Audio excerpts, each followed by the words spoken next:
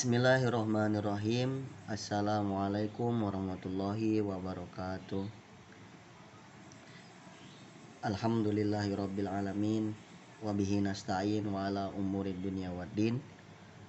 Wassalatu wassalamu ala asyrafil anbiya'i wal mursalin sayyidina wa habibina wa syafi'ina wa maulana Muhammadin sallallahu alaihi wasallam wa ala alihi wa ashabihi ajmain, amma ba'du. Yang terhormat Bapak Anco selaku dosen pengajar mata kuliah Ilmu Kealaman Dasar. Perkenalkan, nama saya Raihan, NPM 2021145000868. Di sini saya ingin menjelaskan dan memaparkan tentang mata kuliah Ilmu Kealaman Dasar, materi yang bertemakan dampak perkembangan IPA terhadap kehidupan manusia.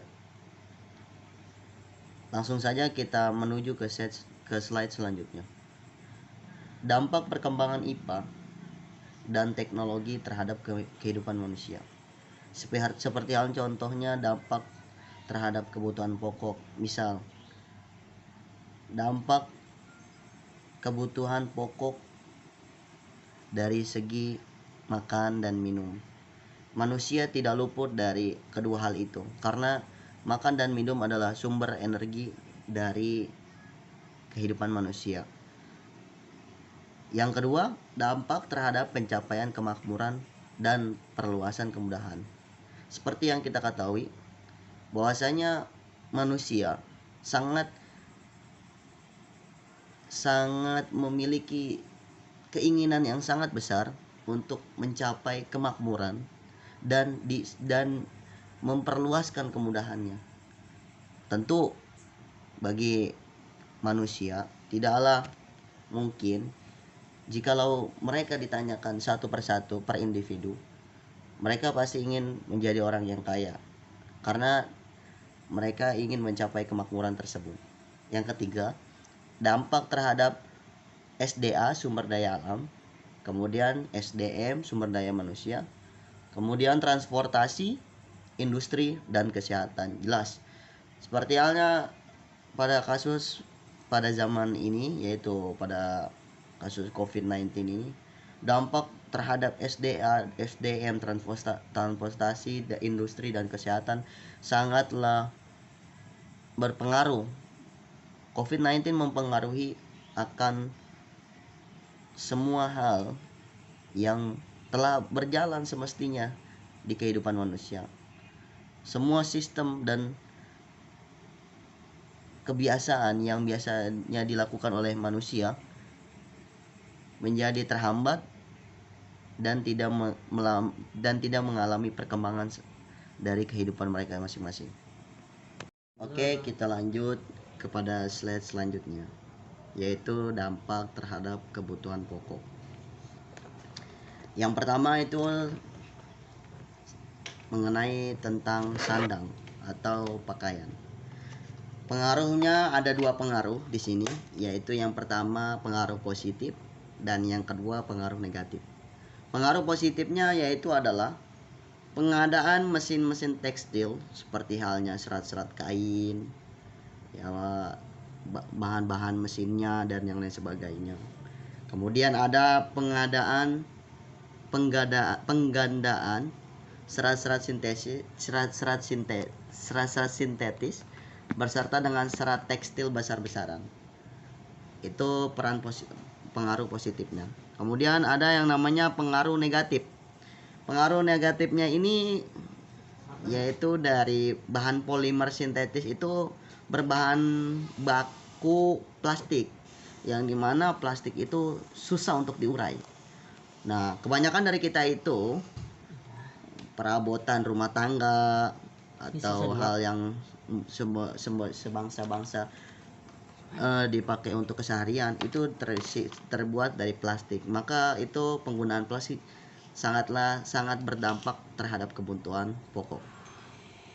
Oke, kita lanjut kepada slide selanjutnya, yaitu dampak terhadap kebutuhan pokok Yang bakal kita bahas pada slide ini ya, yaitu mengenai tentang pangan atau bisa disebut juga makanan. Dampak positifnya, makanan dapat banyak ditemukan bibit unggul dalam waktu yang relatif singkat, seperti halnya tumbuhan toge yang gampang sekali tumbuh dalam waktu yang relatif singkat. Kemudian penggunaan hormon tumbuhan yang memacu pertumbuhan. Namun ada pula dampak negatifnya, seperti halnya banyak dari petani kita itu di Indonesia menggunakan pestisida yang dimana kegunaannya itu tidak hanya untuk memberantas hama, akan tetapi juga hewan ternak dan hasil panen teracuni oleh manusia itu sendiri, oleh petani itu sendiri. Maka untuk itu bagi para petani sangat dianjurkanlah untuk mengurangi menggunakan cairan pestisida. Oke, kita lanjut ke slide berikutnya, yaitu pembahasan tentang dampak terhadap kebutuhan pokok. Yang akan kita bahas kali ini yaitu mengenai papan atau biasa juga disebut dengan tempat tinggal. Nah, rumah hewan berbeda dengan manusia. Ada pertanyaan seperti ini, rumah hewan berbeda dengan manusia? Iya, jelas. Karena manusia berlindung di atap rumahnya, berlindung dari cuaca yang ekstrim seperti halnya petir, kilat, dan lain-lain sebagainya. Namun apabila hewan seperti model siput yang dimana rumahnya bisa dibawa kemana-mana, namun manusia tidak dengan seperti itu. Yang kedua, membuat gedung pencakar langit yang praktis. Seperti halnya yang kita ketahui, banyak apartemen di Indonesia ini yang menggunakan full bahan-bahannya itu terbuat dari kaca, yang menyebabkan global warming, pemanasan global, dan berdampak negatif bagi kutub utara yang dimana wilayahnya itu hampir seluruhnya adalah paparan es salju. Dari dampak negatif yang ditimbulkan, termasuk mengenai lahan-lahan kosong, banyak manusia itu mudah menebang pohon supaya dijadikan bahan bangunan dan juga digunakan sebagai bahan pembuatan kertas. Oke, kita beranjak kepada slide selanjutnya mengenai dampak terhadap pencapaian kemakmuran dan perluasan kemudahan. Yang akan kita bahas kali ini yaitu mengenai sains dan teknologi, yang dimana sains dan teknologi membuat manusia terkotak-kotak oleh spesialisasi ilmu mengenai sulit memperoleh gambaran mendasar dan menyeluruh, dan setiap kelompok saling menuduh. Masalah tersebut muncul karena adanya hal di bawah ini. Yang pertama, adanya kepincangan hubungan antara sistem produksi, sistem ekonomi, dan sistem ekologi. Kemudian adanya sistem ekonomi yang disusun tanpa pertimbangan apapun mengenai kemampuan daya tampung bumi, kemudian pemborosan sumber daya alam, dan kekurangan sumber daya manusia di lain pihak. Kedua, usaha manusia membuat bumi nyaman, yang dimana memiliki pemusatan alam pada sebagian orang dan pemusatan alam terhadap penguasa terhadap orang lain. Dan yang terakhir, yang ketiga, menumpuk senjata nuklir dan peralatan perang menghancurkan peradaban orang lain. Kemudian kita beranjak kepada slide selanjutnya, yaitu dampak terhadap sumber daya alam, sumber daya manusia, transportasi, industri, dan kesehatan. Yang bakal kita bahas kali ini yaitu mengenai sumber daya alam terlebih dahulu. Seperti halnya contoh minyak bumi. Minyak bumi dapat dimanfaatkan, pemanfaatannya dan penggaliannya dapat merusak lingkungan. Jelas, kita ketahui minyak bumi memiliki manfaat yang sangat besar, sangat berpengaruh khususnya untuk transportasi. Karena tidak adanya minyak bumi, maka transportasi pun tidak bisa digunakan. Yang kedua, batu bara. Batu bara dapat menimbulkan pencemaran, baik itu pencemaran air maupun pencemaran udara. Yang ketiga, air. Menurunnya kualitas kejernihan air yang disebabkan oleh pencemaran air itu sendiri. Dan yang keempat, hutan, hewan ternak yang bisa disebut juga illegal logging, erosi, kemudian tunas muda akan mati. Yang selanjutnya, yang E, tanah, lahan kosong kemudian diperbaharui dan mengalami penumpukan.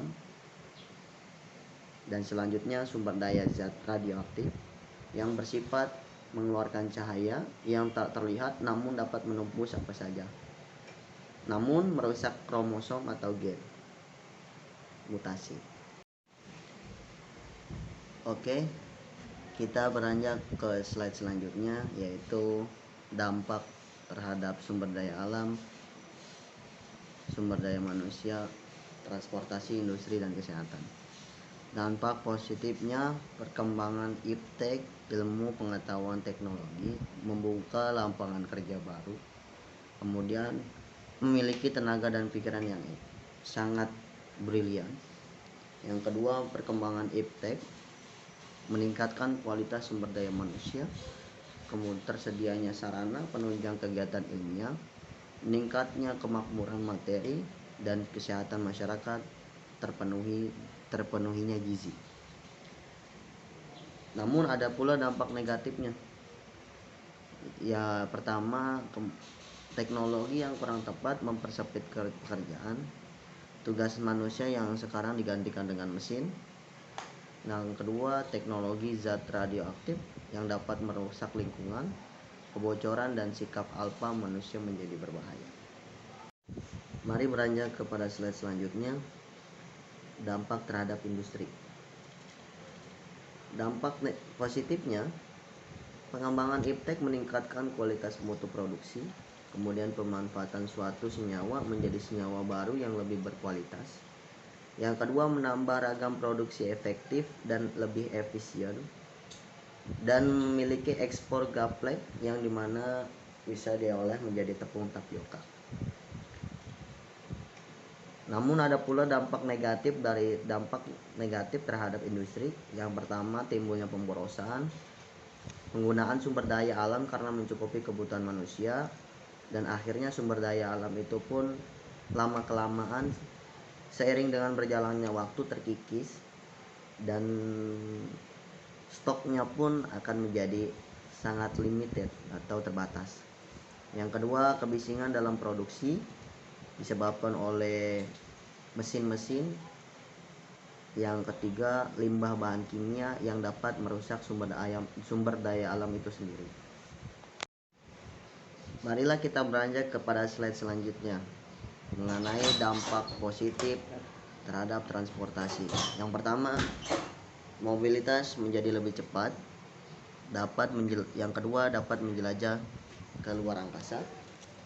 Namun ada pula dampak negatif terhadap transportasi, yaitu yang pertama, banyak pulau yang terjajah bangsa lain, dan yang kedua, menimbulkan polusi udara yang disebabkan oleh serobong asap knalpot kendaraan baik roda 2 maupun roda 4.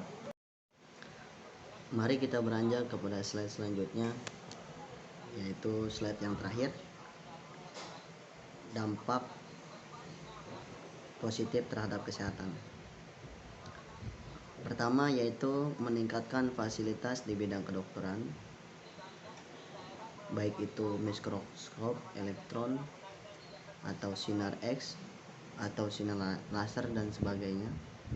Kemudian yang kedua, meningkatkan teknologi obat-obatan, yang dimana pada tahun 1921 ditemukan insulin dari pankreas hewan. Yang ketiga, memberantas penyakit menular, yang dimana dibuatkanlah antibiotik dan vaksin. Namun ada pula dampak negatif terhadap kesehatan, yaitu yang pertama penyebab kanker dan memiliki pencemaran udara, zat-zat kimia. Yang kedua penyakit asbeston, yang dimana dihasilkan oleh karyawan pabrik asbes, dihasilkan oleh debu oksida silikon. Mungkin sekian yang bisa saya sampaikan. Terima kasih atas perhatiannya. Saya Raihan, NPM 2021145000868, pamit untuk mengundurkan diri. Wassalamualaikum warahmatullahi wabarakatuh.